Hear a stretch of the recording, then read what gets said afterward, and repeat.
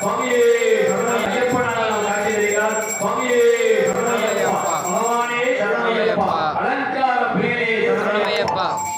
சுவாமியே சரணமையப்பா. தற்போது சந்தனாபிஷேகமாக முடிந்து தீபாவளி முடிந்து அடுத்தபடியாக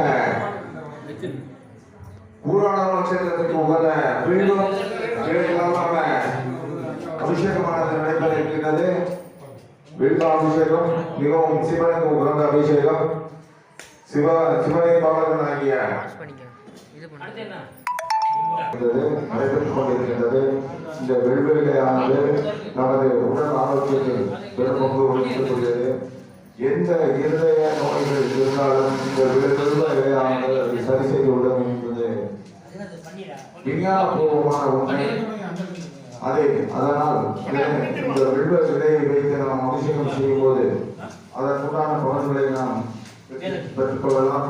எனவே வெள்வெளியானது சிவனுக்கு மட்டுமன்றி நம்ம சிவபாலனாகிய சிவனின் மனிதனாகிய ஐயப்பனுக்கும் அது இஷ்டமான ஒரு அபிஷேகம். எனவே இந்த அரிய அபிஷேகத்தினை இங்கு கூடியிருக்கும் 10 கோடி பெருமக்கள் அதை கண்காணித்து அதன் முழு பயனையும் பெற்று அப்படி 18 படிகள் ஏறுவதற்கு முன்னால் அந்த கோயிலின் மேற்பகுதியில் தத்துவமசி என்ற ஒரு வாசகம் எழுதியிருக்கும். அதற்கு வேறொன்றும் இல்லை பொருள். இந்த 18 படிகளை கடந்து வந்தால் நீ எதுவாக ஆக நினைக்கின்றாயோ அதுவாக ஆக்கப்படுவாய் என்பதுதான் அது பொருள். ஆகவே மையன்பர்களே, பக்தி சிரத்தையுடன் ஐயப்பனை தொழுது வழிபட்டால் நாம் கேட்கும் செல்வங்களெல்லாம் கொடுப்பார், கேட்காத செல்வங்களை கொடுப்பார். நல்ல முறையில் நம்மை எல்லாம் வாழ வைக்கும் அன்பு தெய்வம். ஜாதி மத ஏழை பழங்கால நிலைவாடு இல்லாதவர் சமதர்ம கலந்துவ கல்யாணத்தை கொண்டிருக்கும் அதிகார சுதனின் மகனவர். ஆகவே பந்தள ராஜையின் புதல்வர், பம்பையின் சிறு.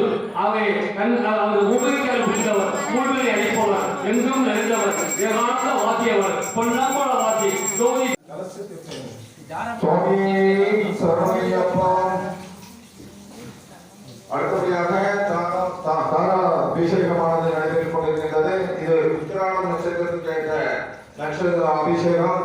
இந்த உத்திராடம் நட்சத்திரத்தில் பிறந்தவர்கள் இந்த தாராபிஷேகத்தை செய்தால் அவர்களுக்கு ஒரு பலனும் கிடைக்கும்.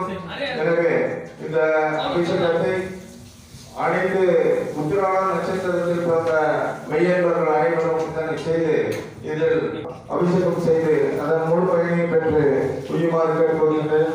சுவாமி சரணம், சுவாமி சரணம், சுவாமி சரணம். இப்போது பொன்மையினாலான அபிஷேகமானது நடைபெற்றுக் கொண்டிருக்கின்றது. இந்த அபிஷேகங்களுக்குரிய உபகரணங்களை நமக்கு வழங்கி நமக்கு உதவி செய்த நமது பூர்ணா செந்தில் நகைக்கடை உரிமையாளர் அவர்களுக்கு இந்த தருணத்தில் நன்றியை தெரிவித்துக் கொள்கின்றோம்.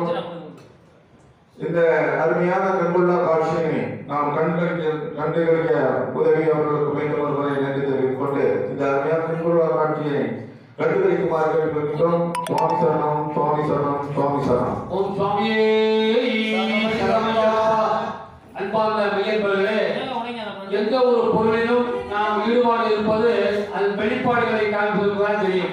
பகவான் ஐயப்பனுடைய ஆலயத்தில் நாமெல்லாம் கூடியிருப்பது ஒரு மாபெரும் பாக்கியம். நமக்கு வேண்டு வரமெல்லாம் அழிகின்ற அந்த ஐயப்பன் நமக்கெல்லாம் கேட்டதையும் கேட்காதையும் எப்பொழுதும் கொடுத்து வரக்கூடிய மாபெரும் சக்தியுடைய